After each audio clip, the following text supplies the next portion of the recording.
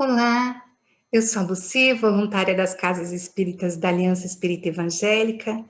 Que a paz de Jesus esteja em nossos corações. Hoje vamos refletir os textos dos capítulos 9, Bem-aventurados os dóceis e pacíficos, e o capítulo 17, Sede perfeitos, do Evangelho segundo o Espiritismo. Na questão 625 em O Livro dos Espíritos, a pergunta de Allan Kardec, qual o tipo mais perfeito que Deus ofereceu ao homem para lhe servir de guia e modelo, os espíritos responderam simplesmente: vede Jesus. Entender Jesus como guia, como modelo dos homens não parece difícil, uma vez que durante a sua vida na Terra demonstrou sempre no seu viver e nos seus ensinos que veio para indicar aos homens o roteiro para o desenvolvimento moral. Ao declarar sede perfeitos, deixou claro que todos os homens, todos nós, podemos nos aperfeiçoar, pois Jesus falava para toda a humanidade. Jesus, ao nascer, trouxe aos homens o conhecimento da lei maior, a lei do amor, sentimento existente no íntimo de todos nós, para se chegar ao desenvolvimento intelectual e moral. Seus ensinos brilham no mundo tal qual um farol gigantesco, indicando o verdadeiro caminho para a paz e para a felicidade. Digamos assim, Jesus é o irmão mais velho que veio para ensinar a finalidade da vida na Terra, que é o aperfeiçoamento do espírito, e como aproveitar as experiências terrenas para que esse determinismo divino aconteça. Os espíritos continuam nascendo na Terra, retornando ao plano espiritual, renascendo de novo, e sempre por maneiras e canais diferentes, são sempre convidados ao amai, pois, os vossos inimigos, fazei bem, amai uns aos outros, perdoai, não 7 vezes, mas 70 vezes 7. Embora o orgulho e o egoísmo nos impeçam de compreender, todavia, como se aprende pelo desenvolvimento intelectual e moral, através de repetições de experiências por nossa reencarnação, a mensagem de Jesus continua ecoando por toda parte, chamando os homens a perceberem e a valorizarem as coisas espirituais.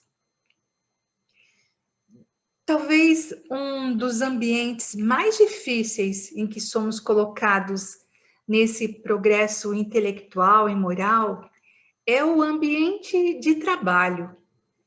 O ambiente de trabalho se destaca por ser um local onde passamos grande parte de nosso tempo e nos relacionamos com várias pessoas, cada um com características distintas.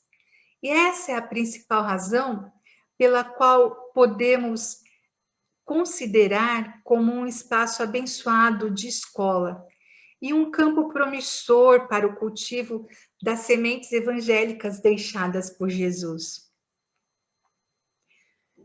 O ambiente de trabalho tem inúmeras peculiaridades, pessoas, tarefas, equipamentos, funções, cargos, remunerações, chefias. E existem tanto aqueles que são extremamente agradáveis e prazerosos, nos quais nos sentimos bem, nos quais queremos perto, nos quais crescemos, quanto aqueles que nós ansiamos por sair o mais rápido possível de perto, por se encontrar ali, às vezes, elementos que causam muitas perturbações para nós. Se trabalhamos em um ambiente que não é bom, ou com pessoas com as quais não conseguimos nos dar bem, então a gente pode se perguntar algumas coisas. Por que eu estou trabalhando aqui? O que estou fazendo nesse lugar? Existe algo que eu possa fazer para contribuir ou para aprender com essas pessoas? Há um propósito para eu estar aqui? Como a doutrina espírita ensina que nada acontece por acaso e que há sempre um motivo justo para tudo, facilmente chegamos a respostas para tais questionamentos. Esse cenário, na verdade, é perfeito para aproveitarmos as oportunidades para adquirir virtudes, independente do cargo ou da função que desempenhamos. Sempre há um vasto campo para nos aventurarmos na atividade de aperfeiçoamento íntimo. Se temos um colega de trabalho, pode até ser uma chefia, mas que seja de difícil trato, com o qual não temos afinidade, que nos causa profunda antipatia, logo surge o ensejo de orarmos por ele, assim como de exercitarmos a paciência, a tolerância, o respeito. São circunstâncias muito favoráveis para o desenvolvimento da fraternidade, do amor ao próximo, da caridade, tão ensinada por Jesus. Lógico, a caridade material é muito mais fácil de ser aplicada. Mas essa, meus irmãos, minhas irmãs, essa caridade talvez seja uma das mais difíceis.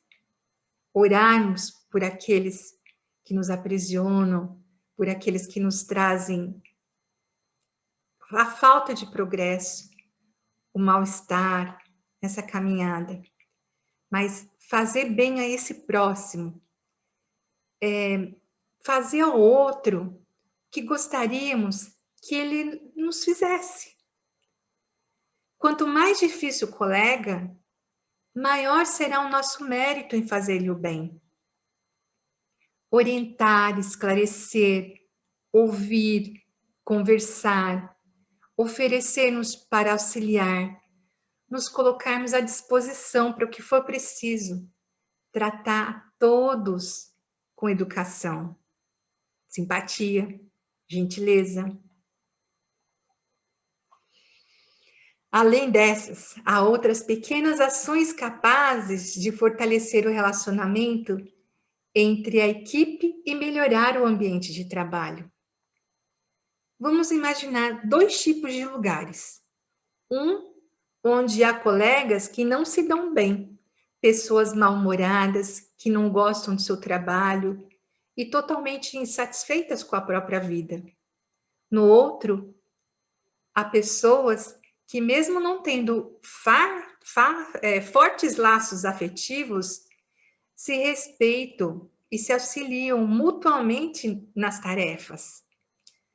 Aprenderam a gostar, a valorizar o que fazem, entendendo a sua importância, a importância das suas atividades para o desenvolvimento da empresa. Nesses dois ambientes, em qual deles nos sentiríamos melhor? Vale ressaltar que a maioria das pessoas não trabalha com o que realmente gosta. Entretanto, é necessário aprender a gostar do que fazemos, pois precisamos do trabalho material para garantir a nossa subsistência, de nossos familiares. Portanto, se não temos condições de trabalhar com aquilo que amamos, é preciso amar o que fazemos. percebemos que assim como a reencarnação nos situa num lar ou numa família, com pessoas compromissadas conosco por diversos motivos, também em nosso ambiente de trabalho, estamos cercados por indivíduos com os quais nos ligamos direta ou indiretamente. Da mesma forma que ocorre na família, é possível que existam em nossa esfera de atuação profissional pessoas que em algum aspecto dependem de nós. Temos de apurar as percepções a fim de identificar o que podemos fazer para auxiliá-la, bem como é possível aprender com elas. O fato é que estamos reencarnados aqui na Terra, com o objetivo e com um único objetivo de nos lapidarmos, de nos tornarmos melhores. Só conseguiremos isso com esforço, com disciplina, com dedicação, com empenho e oportunidades é o que não nos falta. E é por esse motivo que deveríamos considerá-las como presentes valiosos. Muitas vezes reagimos a elas com raiva, medo, insegurança.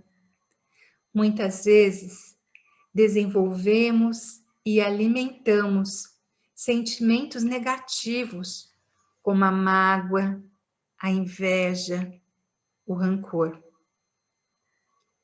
Somos seres humanos e, como tal, é natural que tudo isso aconteça. Não somos perfeitos.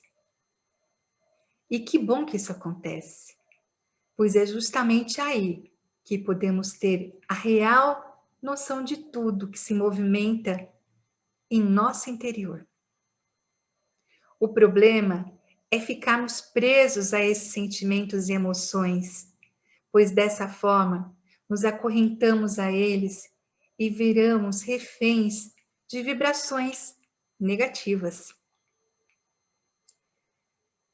Bom, e se a gente pensar que toda ocupação útil é trabalho, podemos considerar como trabalho qualquer tipo de atividade, a remunerada, a voluntária, os serviços destinados à nossa casa.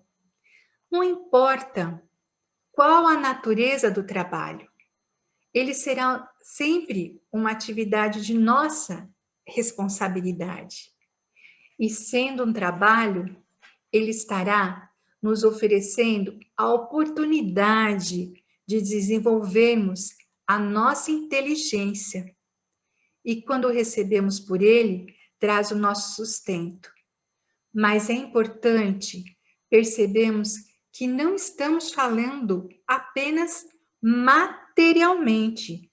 Estamos também nos desenvolvendo emocional e espiritualmente. Por quê?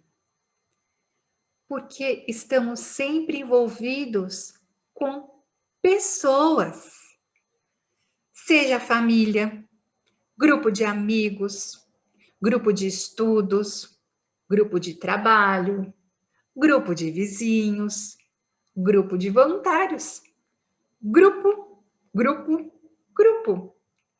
E é justamente através do convívio com as pessoas que deparamos com as nossas facilidades ou dificuldades na convivência. Noção de limite, saber ceder, deixar de pensar só em si mesmo, confrontar ideias, lidar com a autoridade, respeitar regras, compartilhar, tolerância, inveja, vaidade, autoritarismo, arrogância, competência e assim por diante. Conseguir, por exemplo, aumentos salariais e promoções, progredindo na carreira que escolheu, é totalmente lícito e é um direito de todos. Todos nós cristãos devemos estar atentos para não prejudicar ninguém nessa trajetória. Devemos nos esforçar para vencer no mundo, porém observando ao ensinamento do Cristo.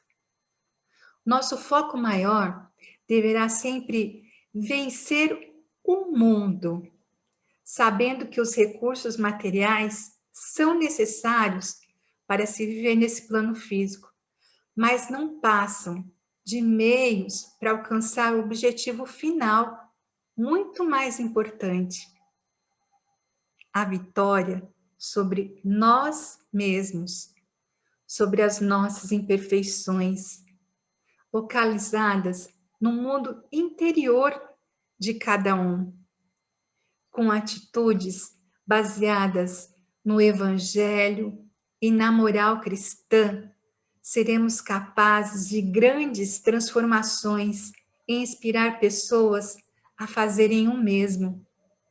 Então, reforçando o trabalho, seja ele qual for, nos ajuda a desenvolver a nossa inteligência, o nosso potencial, as nossas habilidades e a convivência decorrendo dele. Nos ajuda na maturidade emocional e espiritual. É dessa forma que assumimos a responsabilidade por nossa evolução, por nosso progresso como pessoa. À medida que nós nos conhecemos melhor, nossas escolhas tendem a ser mais coerentes, mais equilibradas, pois vamos levando mais em consideração quem somos, o que nos faz bem, o que tem a ver com o nosso caminho. E com isso, nossas escolhas se expandem e nossa capacidade e discernimento também. Como é bom estarmos envolvidos, ocupados, nossa mente traçando objetivos, descobrindo maneiras para lidar com as situações, criando oportunidades, elaborando planos, realizando sonhos, auxiliando no despertar de alguém, acolhendo, compartilhando experiências, aprendendo sobre um assunto ou tema novo. Enfim, estamos em movimento. E vida é movimento, é mudança, é fluxo. Uma mente fluindo está gerando vida. Uma mente estagnada está bloqueando o que há de mais valioso no ser, a evolução, o caminhar para frente. Nós somos eternos aprendizes, não somos vítimas. Aprendemos com todas as oportunidades e experiências pelas quais passamos e retiremos delas as mensagens e lições que nos chegam. A vontade nos coloca na direção certa, guiada sempre pelo objetivo maior, que embasará todas as nossas escolhas e ações. Vontade de acertar, de fazer o melhor, de seguir adiante, tendo o Mestre Jesus como nosso orientador. Sejamos trabalhadores de boa vontade conosco mesmos. Cuidemos amorosamente de nós, pois dessa forma isso se expandirá a todos que nos rodeiam, ou que venham fazer parte do nosso caminho. Enfim, trabalho bendito. Que assim seja. Obrigada.